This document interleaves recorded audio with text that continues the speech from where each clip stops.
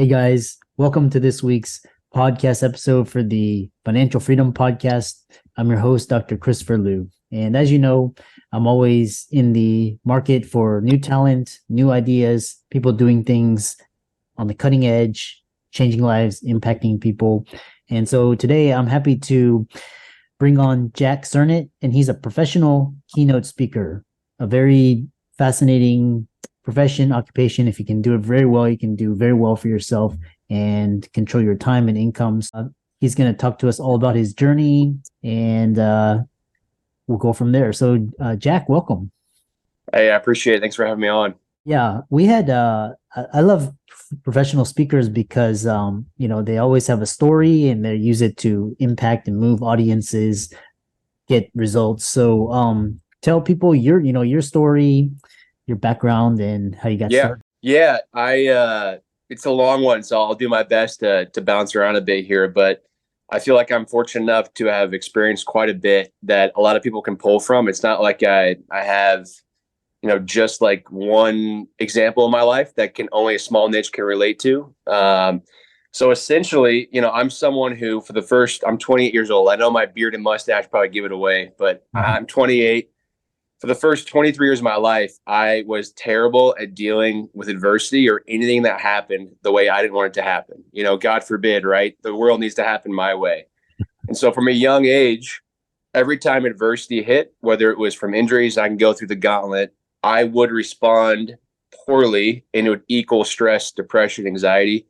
It was the point where it was the same repetitive responses and I was getting the same crappy results every single time. And so for me, all of my struggles personally were all circumstantial. Any of the mental health stuff I've ever struggled with in my past, it was because it was a cause of something. And so from the get-go, it was double broken feet. I broke my foot once. A day later, I re-broke it, crutches for 9 months. What did a young Jack do? He responded with stress, depression, woe is me, the victim mentality, that go-to kind of natural human default. Then it was the broken nose. It was, I almost had my leg amputated. You being a physician or a doctor, you might know the term compartment syndrome. So in a soccer game when I was a kid, I got an impact injury and I got a big foot-long scar on my thigh. And after that, the same exact response. Woe is me. Why did this happen? Stress, depression. I got stuff taken away from me, my activity. And it ended up getting to the point where when I got to high school, I started connecting the dots and I was thinking, all right, I can't control what's happening to me. So I want to control something. So I started to really control what I consumed and how I did in school. So it was all like perfectionism with food, with drinking, with academics. I had to be like hyper control there because all these things are happening to me, the injuries and all that stuff. That was stuff I felt like I couldn't control and I felt like I was losing control. So all that led to that lovely P word, perfectionism, which I think a lot of people can probably relate to. So for me, it was a host in a series of adverse events that led to a stress, which eventually led to anxiety, which eventually led to depression, which eventually bled into an eating disorder. And yes, as a guy, as a man, you can't have eating disorders. It's not just a female thing or a kid thing. And so for me, it got to the point where when I was a junior in high school, I'm 6'5", I'm a pretty tall guy. It's hard to tell probably on the screen. I got down to 120 pounds. So I was pretty skinny. I was gaunt, as they say. I had to take a leave of absence from high school and go to a recovery center in Wisconsin. And I ended up gaining weight there, came back, finished well my senior year. And I finally started to connect the dots and realize, like, okay, there's got to be a better way to respond to adverse events or when something happens the way you don't want it to happen. And it led into college. So I ended up attending San Diego State University. Everything was great there. And then, long story short, my birthday, September 20th of 2017, I was at my birthday dinner. I was like 10 yards away from the ocean. I was with all my friends. I got a pain in my flank. And of course, everyone at the table turns to an expert, right? Oh, it's a kidney stone. It's this, it's that. Everyone turns to a doctor, which I'm sure you probably get a lot. And of course, none of them are right. So I went to the ER that night, and it turns out I had kidney disease. I had a kidney infection.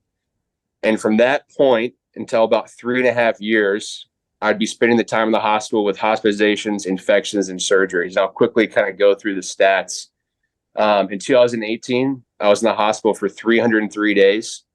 In 2019, I was in the hospital for 290. In 2020, over 100 days. During that span, I had 14 surgeries. I had something called PICC lines in midlines in my biceps for sepsis and kidney infections. I had nephrostomy tubes that came out of my back, and those were in there for over a year, which is a whole host of series of events. I had a suprapubic catheter coming out of my lower abdomen. And the interesting thing is I had minor stuff in my past that would cause me to feel depressed, anxious, stressed. Whereas this stuff, I eventually got better at responding to, so it didn't quite affect me the same way. Does that make sense?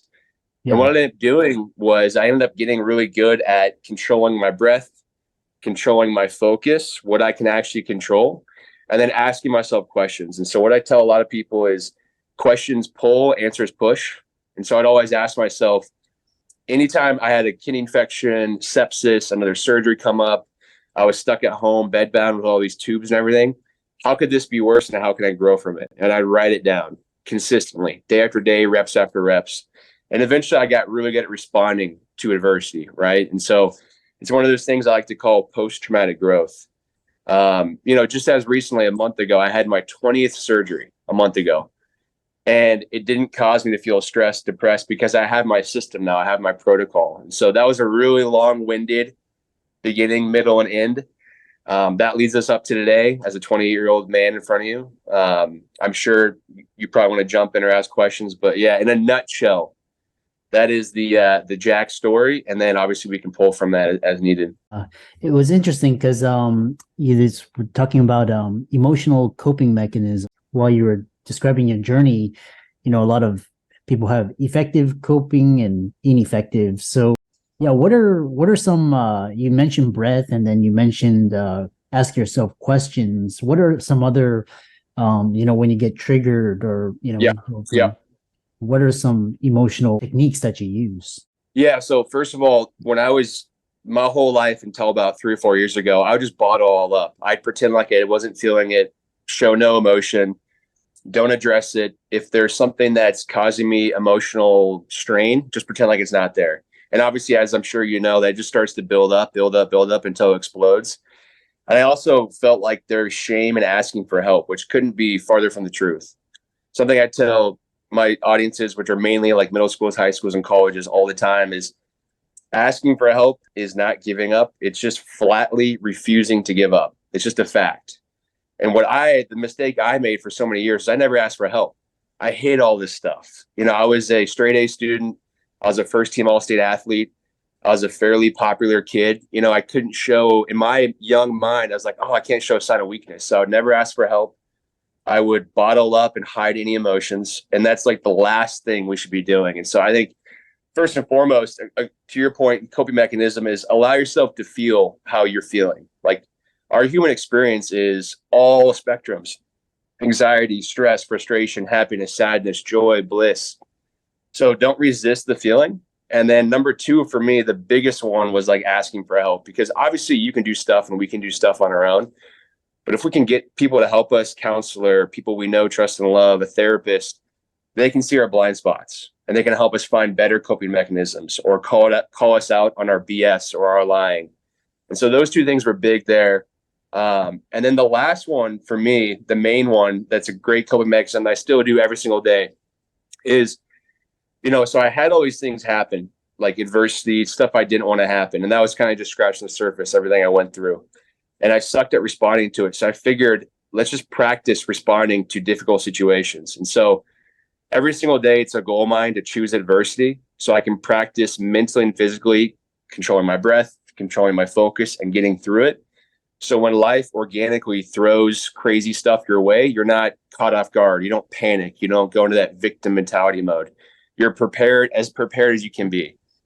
Now, that doesn't mean if I break my toe after this interview, I'm not like, yes, I'm so pumped. I'm so pumped. It just means I've been through difficult situations. I've practiced my response to them. So I know in my heart I can handle it.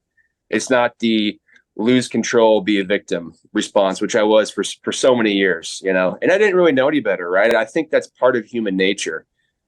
Initially, it's our survival mechanisms in our brain. we go to that, like, why me? Why is this happening? We don't naturally respond in a really productive way. We got to train our brains to get there. And as I'm sure you know, with anything in the medical field or anything in life, you got to put reps in. Reps, reps, reps. Repetition is the mother of all skill. And so for me, it's a daily practice. The more reps you put in, the better you're going to get. Good and bad. Good and bad. I love that. You know, moving forward, what's interesting is so you had this experience and you have this and now you're sharing it by speaking. Tell people how you're sharing your stories. Yeah, so I go primarily into middle schools, high schools, and colleges. You know, I think first of all, it helps when you're a student and you have someone come in and tell you stuff that isn't your teacher or parent. It kind of hits different. You know what I mean?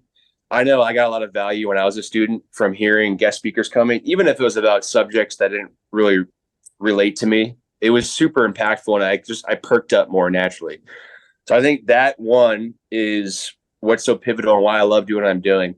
But I go in and essentially the goal is to like destigmatize the whole umbrella of mental health. I think it's still, we're getting there, but I think it's still one of those things where it's a little taboo, especially for the younger crowd who wants to like show how alpha they are to talk about it, right? When I talk to a lot of these schools and I start lining up these gigs, most of these schools tell me they have a handful of students, if not a large portion, that are 5150s, which basically means they're suicidal or they have suicidal ideations. And so the need is there, right? And by no means do I have all the answers, but if I can explain like how I went from this to that and how they can start to implement it, that is huge for some of these kids. So I basically go through a longer form of my story. Obviously, stories are huge. Never tell a point without a story. Never tell a story without a point. And then we do breakout sessions sometimes. I specialize in working with some athletes dealing with injuries because having a lot of experience, not being able to play sports or do my thing. I'll do breakout sessions with athletes at some of these schools, but that's the gist of it is share my story, make it clear, concise, give them some tangible things to go home with, and then make it okay, like to have that conversation. There are so many people at these schools or in families that are willing to help. And something I always tell kids and tell adults even is your loved ones, the people that you know, trust, and love, they would always hear from you than about you. They'd rather hear from you than about you in the obituary, that you're in the hospital, that you did this, you did that. They want to 100% rather hear from you. Now, that being said, if you go to a counselor or therapist, you might not gel with them right away. Like it just might not be the right fit. You know what I mean? Or if you go to someone you know, trust, and love, they might respond in like a really negative way or be like, oh, just suck it up. That doesn't mean you just stop. Like keep asking, keep searching for that help until you find that person you can gel with and that you trust to open up with. Does that make sense? Yeah, I love that. Why is it in your experience, how do people have stories, but how do you translate into speaking on stages? Yeah, so it's interesting. I have a decent amount that's happened in my life, but there's people in my speaking agency and people, my coworkers, if you want to call it that have had like one crazy life event, but they've turned it into this whole entire career. And so I think you can throw a rock to someone who can relate to you in some way. A lot of times when I'm starting a speech, I'll literally just start by asking, like, who in here has ever had something bad happen to them? Every single human raises their hand. Immediately we have something in common, and then, all right, cool. Let's learn how to deal with that in a better way. And so whether it's, it could be any subject, all I know is like you yourself, I guarantee you have life experiences that if you go talk on stage, at least one person in that audience will get something from it. And that could be the difference between them saving their life or not, or telling that to one of their friends and helping them, right? That word of mouth. And so I'm not really sure if that answered your question well, but part of it too is I remember when I was younger, I had a mentor and they basically said, and this didn't really click and I didn't really embody this for a long time. Everything that's ever happened to you or to me or to anyone, I really believe it was chosen for us so that we could learn how to conquer it and then teach others how to do the same. And if you keep having the same experience, I think it's because you haven't quite learned what you need to learn from yet. And so for me, like I kept having God, the universe, life, whatever you want to call it, throw these crazy obstacles in my life because I was responding like an idiot the whole time and making the same mistakes over and over again, over and over again. And eventually I learned how to handle it better. And then I can pass some of that knowledge and wisdom on to other people. Does that make sense? Very fascinating. And the most powerful speakers, they learn how to channel that and deliver it. And it's Yeah.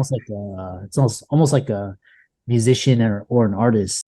Yeah, you're exactly right. The art of speaking, it's a skill, and I'm always trying to get better at it. Tone of voice, all that kind of stuff. You're exactly right. How can you plant these seeds in the audience's brain for them to actually take action and not just feel motivated for 5 seconds or get it for 5 seconds and then go back to their old ways? Like, how can you actually like make a lasting impact? I think that's the overarching goal. Yeah. How can people contact you, follow you, check out your social website? Website is jacksernettinspires.com, just all in a row. On there, you can see video testimonials, a little promo video, all my past clients and speaking gigs. Social media, Jack on Instagram. Facebook is just my name, Jack Sernett. TikTok is, I believe, just my name as well. I don't get on there very much. And then I actually can even give out an email. I respond to emails very well, and I get quite a few students after speeches that reach out to me via email or social media. My best one is contact@jacksernett.com. Excellent. And for the audience, let's thank Jack for very inspiring storytelling, and how to become a professional keynote speaker, public speaker, sharing your story with the world, making impact. And all of Jack's resources will be in the links and show notes. And thanks so much for coming onto the podcast. Hey, I appreciate it. Thank you very much.